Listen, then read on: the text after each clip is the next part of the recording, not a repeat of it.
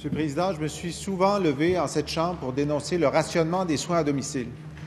En l'absence du ministre de la Santé, je m'adresse au premier ministre et ancien ministre de la Santé. Ce matin, la protectrice du citoyen dépose un rapport dans lequel elle lance un cri d'alarme. Le rationnement est généralisé. Je la cite. « Les utilisateurs de services voient leurs heures considérablement diminuées alors que leurs besoins n'ont pas changé ou se sont intensifiés, Monsieur le Premier ministre. » Elle cite l'exemple, j'aimerais qu'il m'écoute, elle cite l'exemple d'une dame atteinte de sclérose en plaques qui a vu ses heures de soutien réduites de 33 à 12 heures par semaine. Face à cette réduction de service, la dame s'est résignée à dormir dans son fauteuil roulant, étant donné qu'elle ne recevait plus d'aide pour sortir du lit. Est-ce que le premier ministre peut se lever et dire qu'il est aussi scandalisé que nous d'apprendre cela aujourd'hui?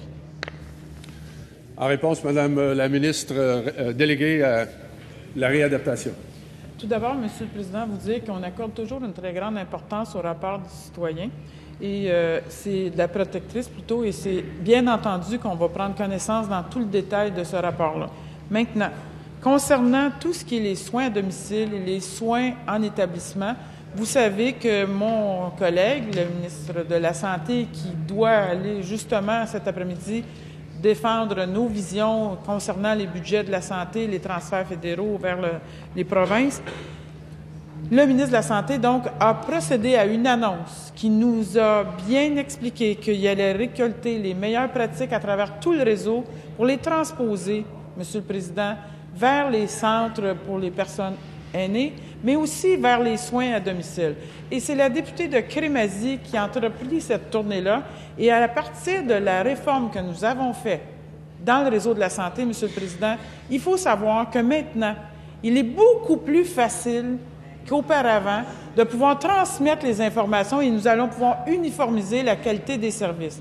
Est-ce que c'est parfait en ce moment? La protectrice du citoyen nous dit non. Il y a lieu de faire des améliorations, c'est sur quoi nous travaillons. Monsieur le député de Rosemont, premier complémentaire. Monsieur le Président, ça fait plusieurs années que la protectrice tire l'alarme. Cette année, c'est pire. Monsieur le Premier ministre, elle écrit « Des personnes qui recevaient des services depuis plusieurs années n'y ont tout à coup plus droit, sous prétexte qu'elles ne répondent plus aux conditions d'admissibilité. Pourtant, les critères de la politique demeurent les mêmes. Ce sont les compressions budgétaires qui poussent les ministères de la Santé et les CIUS à faire semblant que les gens n'ont plus besoin de soins, à leur enlever. Pourquoi le premier ministre ne se lève pas pour dire... Madame la ministre déléguée à la réadaptation. Monsieur le Président, c'est bien effrayant de dire toutes ces choses-là en cette Chambre ici. Quand on sait qu'en santé, les budgets sont en croissance, on tente de faire croire aux citoyens qu'il y a des coupures dans le budget de la santé, c'est totalement faux. Et dans les services sociaux aussi, le député de Rosemont, c'est tout ce qu'il y a dans la bouche.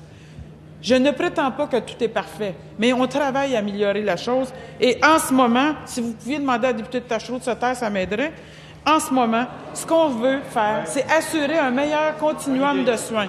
Et c'est ce qu'on fait et c'est ce qu'on va poursuivre parce qu'on recherche les meilleures pratiques pour nous assurer, Monsieur le Président, qu'on va faire mieux. Ils ont été là 18 mois, puis le rapport de la protectrice du citoyen n'était pas plus honorable qu'elle commence par écouter la députée de Tachereau, ce qu'on fait vraiment. Monsieur le député de Rosemont, deuxième complémentaire. Jamais la protectrice du citoyen n'a révélé des faits aussi troublants. Monsieur le Premier ministre, écoutez bien. Dans un établissement, selon la protectrice, toutes les personnes qui avaient besoin de 4 heures ou moins de services par semaine ont vu leur soutien aboli. Pas diminué, pas coupé d'une heure, aboli. Est-ce que le premier ministre veut être celui qui a aboli les soins à domicile pour tous ceux qui avaient besoin de moins de 4 heures? Est-ce qu'il veut être le premier ministre? Madame la ministre déléguée à la réadaptation. Monsieur le Président, j'ai une très bonne nouvelle pour les Québécois parce que vous savez qu'ici au Québec, on a un gouvernement qui gère les finances publiques de façon responsable. Nous avons eu des budgets équilibrés, ce qui nous permet de faire des meilleurs choix pour l'avenir.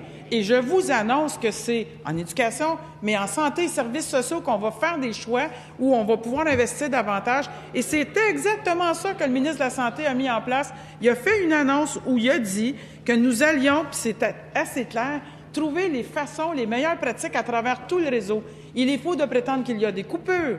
Ce que je vous dis, c'est que nous allons mettre en place les meilleures pratiques pour faire en sorte qu'on ait un meilleur continuum de soins, tant dans les CHSLD que dans les soins à domicile. Et, Monsieur le Président, on prend en considération les rapports de la protectrice du citoyen. Après